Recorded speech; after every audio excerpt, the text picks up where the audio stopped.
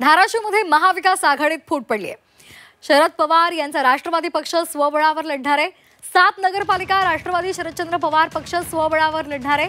तर शिवसेना उद्धव बाळासाहेब ठाकरे पक्ष आणि राष्ट्रवादी शरदचंद्र पवार पक्षामध्ये मतभेद आहेत.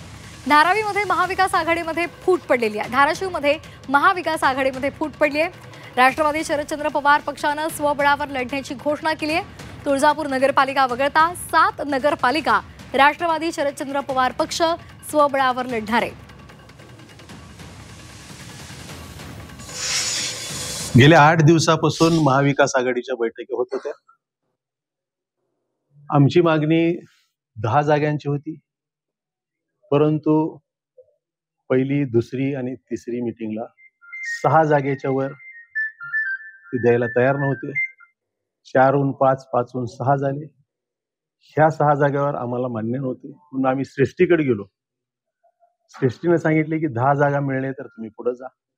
परंतु आज शेवटचा दिवस आहे. शेवटच्या दिवशी सुद्धा त्यांनी 6 जागा ह्याच्यावरच ठाम राहिले.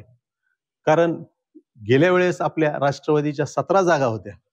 आम्ही ते विचार असताना सुद्धा 17 जागा असताना सुद्धा आम्ही क्लेम फक्त 10 जागावर केला.